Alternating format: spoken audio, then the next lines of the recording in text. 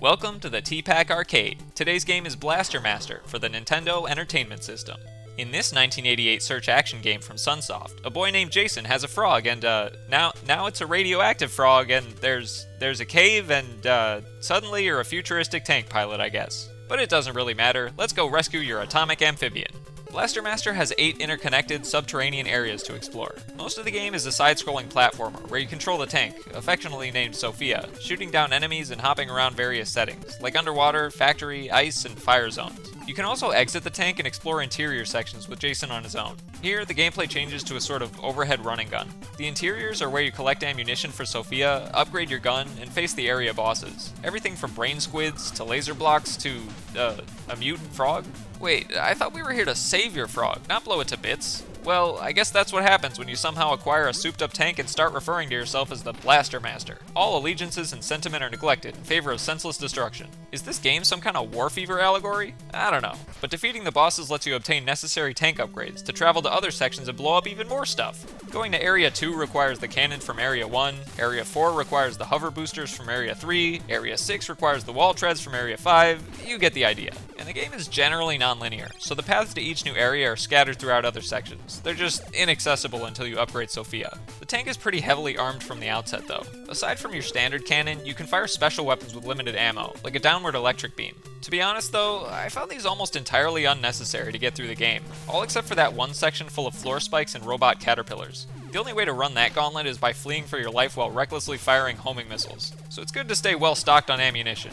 And hover boosts. Aside from the life meter, Sophia also has a hover meter that can be refilled with item drops from enemies. Jason can't use these tank upgrades in the overhead sections, but he does have a separate gun meter that can be upgraded from a standard shot to a spread to a wave beam. You also get a default grenade launcher that has shorter range but higher potency. Unfortunately, getting hit downgrades your gun power, and I got hit a lot. See, the controls for both Jason and Sophia are refined, but admittedly a bit loose, which only makes things harder when you find yourself sliding all over the place on frozen platforms in Area 6. Having spent most of my life in the Midwest, I dread slippery ice in video games just as much as in real life, and I have 2 sets of poorly healed stitches on my chin to prove it. The visuals in Blaster Master are excellent, especially the tank motions. It's some of the most fluid mechanical animation I've ever seen in an 8-bit game, with the spinning wheels reacting to inertia and the whole chassis rotating and stretching to jump and fire upward. Also, the adorable little Jason sprite in the side-scrolling sections is basically the best thing ever. He's like 3 pixels tall, swimming around and living his best Blaster Master life. In true Sunsoft fashion, the soundtrack to this game is fantastic too. Although for some reason, the music glitched out on me and stopped playing for the entirety of Area 3. I'm not gonna lie, it made things super eerie and uncomfortable, like a creepy auditory premonition of some unknown vengeful force coming to get me. Am I being haunted by the ghost of my radioactive pet frog? I can't say I don't deserve it. I did blow him up after all.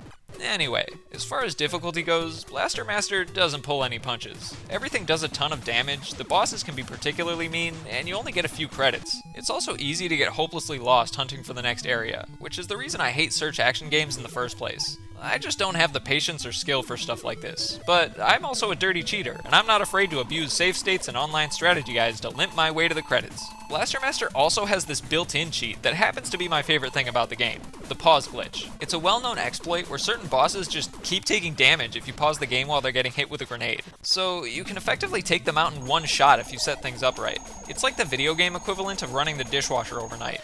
Of course it's nice doing the dishes by hand, aka shooting and dodging your way to victory, but there's something strategically satisfying about pressing a button, falling asleep, and waking up to squeaky clean dishware. Or, in this case, waking up to a mutant crab carcass. I assume the dishes smell a bit better, but you get the idea. If I could change one thing here, I'd simplify the weapon system. I mean, I'm the kind of guy who prefers to eat with my hands like a savage so I don't have to struggle with a fork and a knife at the same time. So, when a video game gives me like 4 different weapon systems, I just get confused and angry like the simple animal I am inside. I'll concede that a so-called Blaster Master should technically be armed to the teeth, but I'd argue that being a Blaster Baby with just a laser cannon is almost as good. Overall, I didn't expect to like this game nearly as much as I did, considering my aversion to the search action genre. But armed with my save states and the indispensable guide on strategywiki.org, I had a great time becoming the Blaster Master Master. And if the ending cutscene is to be believed, it looks like I saved my frog after all, and he's not even radioactive anymore. Or at least I sure hope so.